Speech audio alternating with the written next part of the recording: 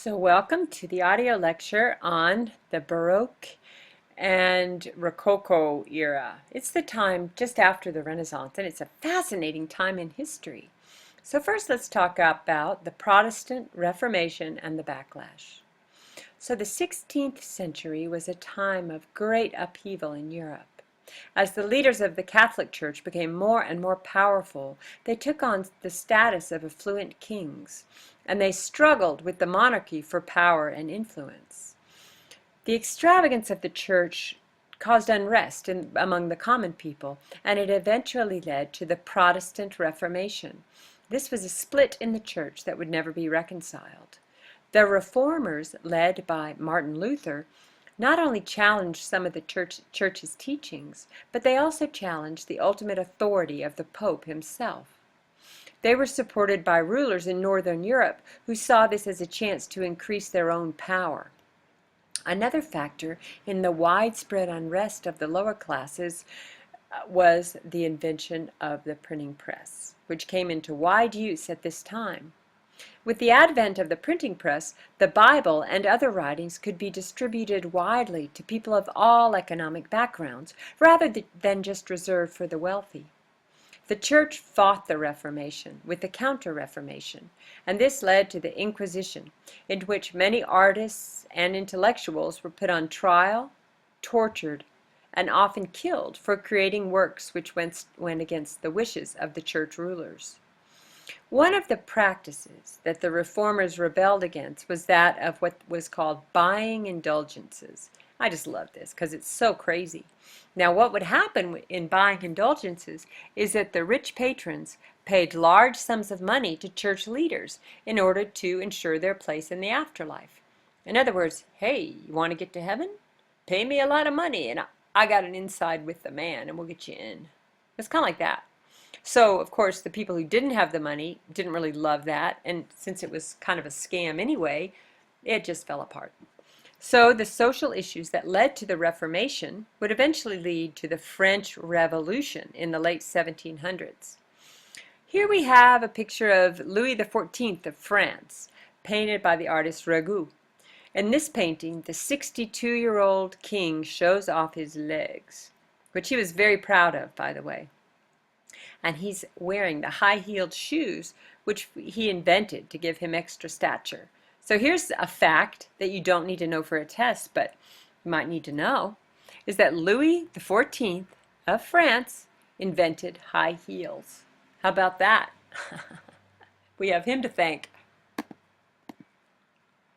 So let's talk about mannerism, which is a term that I would like for you to learn.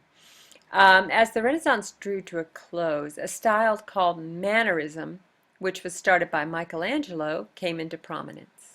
This term came from the Italian word maniera, which means style and sophistication. With mannerism, artists began to move away from the classicism of the Renaissance and began to create sort of more artificial compositions designed to show their intellectual and technical skill.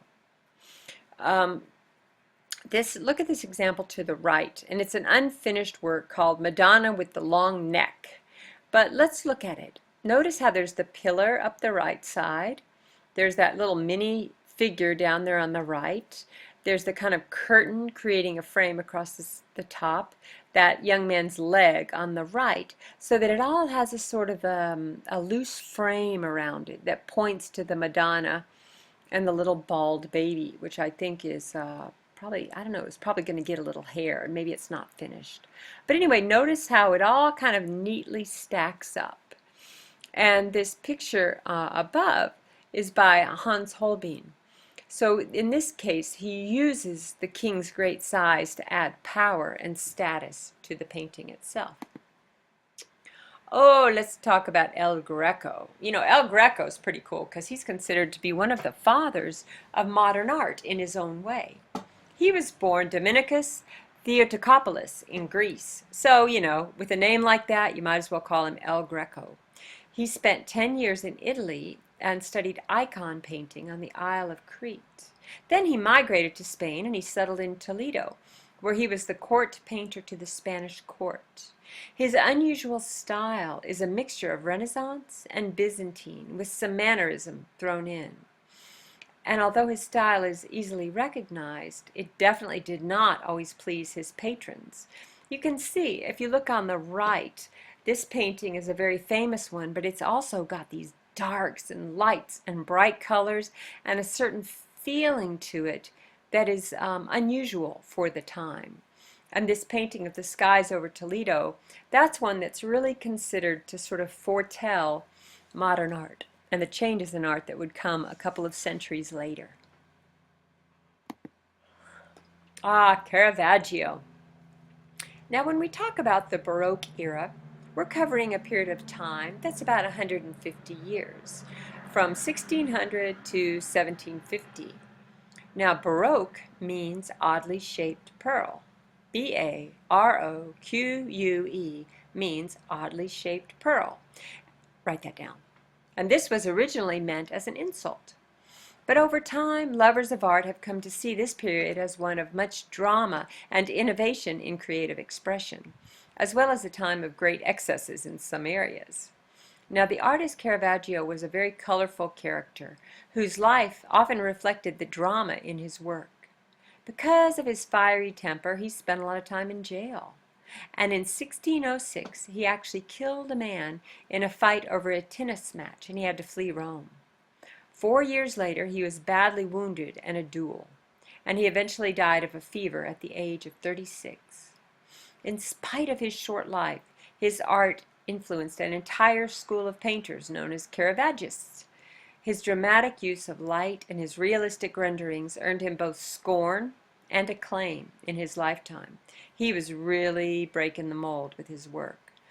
The picture at the top left is Doubting Thomas. So instead of being kind of idealistic about it, oh no, not Caravaggio, he has Jesus actually taking Thomas's finger and putting it into his wound to convince him that it is real.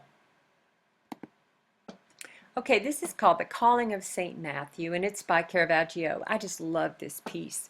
In fact, once I did an analysis of the way that the artist used the principles of geometry in this composition, and whether that was intuitive on the part of Caravaggio or whether it was carefully planned, it fit the scheme of what we call sacred geometry perfectly.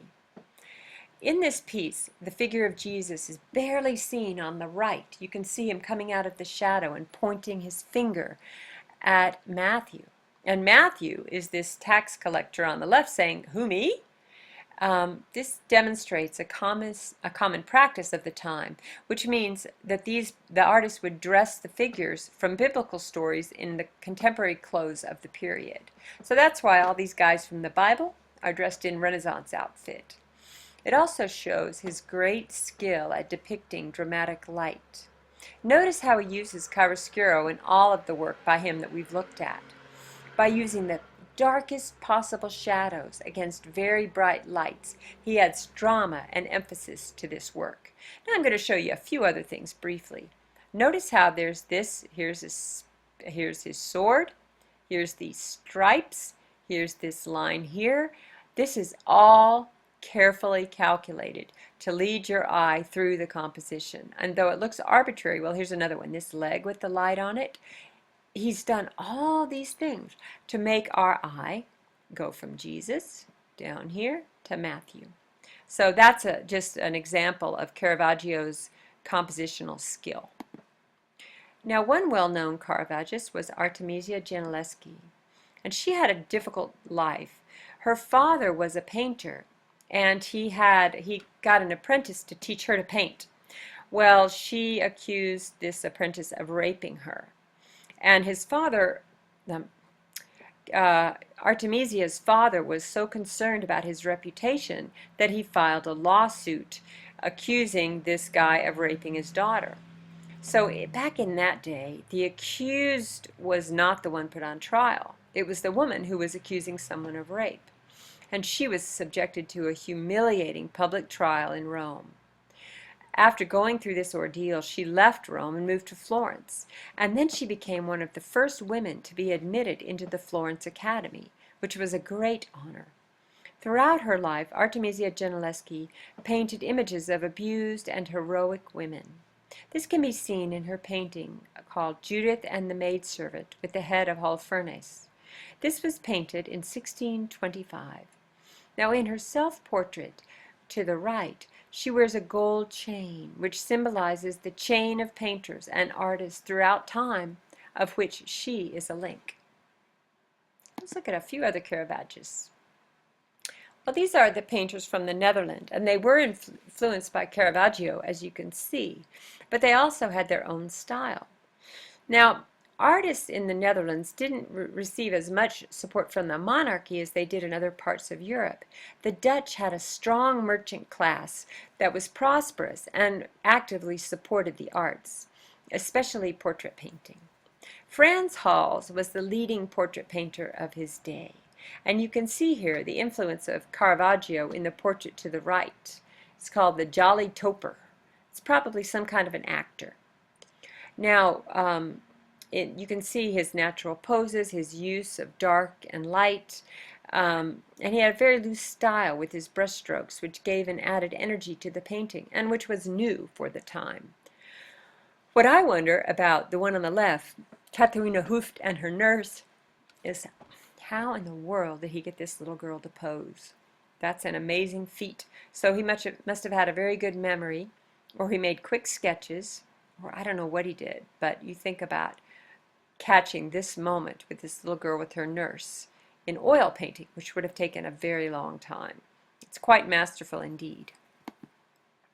So Judith Leycester was a contemporary of Frans Halls, and a student of his for a time. She was another successful women artist. In fact, she accused Halls of stealing some of her work at a certain point. She painted these boisterous scenes of common people, and here in her self-portrait, the fancy dress and hat that she's wearing demonstrate that she's very successful as an artist. And if you look at the Jolly Fiddle Player, the fiddle might be equated with the canvas and her brushes and palette. It's interesting to note the difference in the painting technique between herself and the image that she's painted on the canvas. The canvas is much looser, and this is a way to demonstrate the difference between the artist and her work. So the most influential sculptor of the Baroque time was named Bernini. His work demonstrates the differences in style between the Baroque and the Renaissance. In the sculpture to the right, called Saint Teresa in Ecstasy, we see the high drama of the time. According to this, Saint Teresa was pierced by an angel, and she went into such an ecstatic state that she just lost all connection with reality, and she had an epiphany.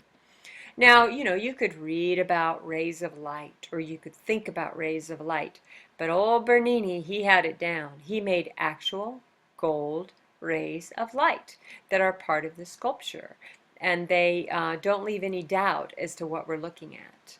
Also, he exaggerated the emotion of Teresa, and look at his folds of material. They're slightly different than that of Michelangelo. They have more sharp lines. They're not as soft, and this increases the drama of the scene.